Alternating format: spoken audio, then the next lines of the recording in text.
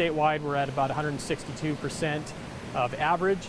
And so that means we've got a great supply of surface water for the city of Fresno. 162% of average for our snowpack sounds like a lot. Storm after storm brought snow to the Sierra this season. And here in the Valley, Michael Carbajal knows that every bit is important. Our water comes from primarily two sources. We have access to water, surface water out of the Sierra Nevada mountains, as well as groundwater. Groundwater, the water that has seeped down into the soil, is what we've historically used. Ryan Jacobsen of the Fresno County Farm Bureau says you can think of the groundwater table like a bank. In years like this year where it's very wet, you're going to put in deposits. As much water you're going to sink into the ground as possible.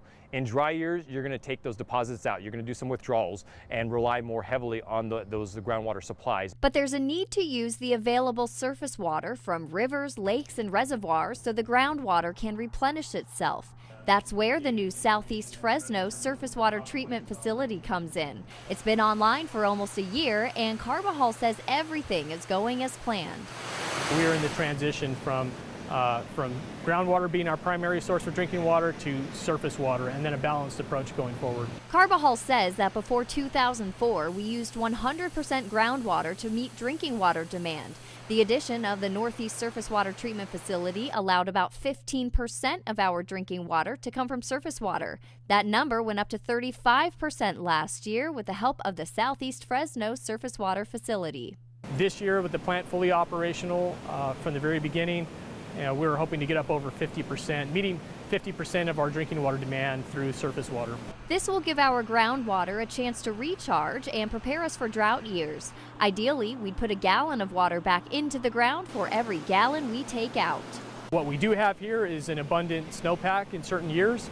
We can't rely on one snowpack though, so we know conservation's an important part of that. But being able to utilize that snowpack and to its fullest potential, directly treating that, delivering it to our customers, combining that with the recharge, and utilizing the surface water plant as well as our groundwater wells is going to be a sustainable approach for Fresno.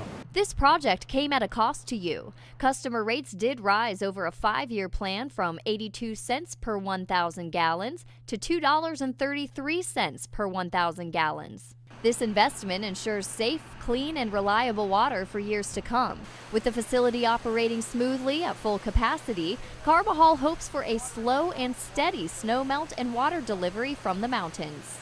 A 6-foot wide pipe carries the water the 13-mile stretch from Trimmer Springs to the water treatment facility. It's a contract with the Fresno Irrigation District that allows access to the Kings River. One of the unique things about the Fresno Irrigation District is we have really good Kings River water rights. And so we have, on average, bring about 500,000 acre-feet of water into the Fresno Irrigation District area. Adam Clays with the Fresno Irrigation District explains efforts to reduce our reliance on groundwater. He says the benefits of utilizing the surface treatment plant extends beyond the city limits. By taking more surface water and turning off additional wells within the urban area, that groundwater level will actually start to recover and rise. And that benefits not just the urban area, but the surrounding ag lands or rural residential as well. Clays says the Sustainable Groundwater Management Act, or SGMA, states that by 2040, groundwater levels can no longer decline over time. They must develop a plan to show the state how they will make this happen. Part of that plan, you have to show what kind of projects you can implement in order to achieve sustainability. And a perfect example of that would be the city's new Southeast Surface Water Treatment Plant, where they can utilize additional surface water that could otherwise not be used in the region and utilize that instead of groundwater to stabilize groundwater levels. This balance that the new water treatment facility allows us to have is essential, not only for city residents, but also for our rural land. Every time we're able to shut off a pump, whether it's in the agricultural community or in the urban environment, it benefits our groundwater table. So the more that we're able to utilize surface supplies in lieu of groundwater supplies, it benefits everybody in the region. Since close to a third of our state's water comes from the snowpack, the city will continue to look at opportunities to store more water. It would be great to take some of this water that's available to us this year and store it for next year, because we know we can't rely upon that annual snowpack. It's a year-to-year thing. That's why water conservation is very important even in years like this.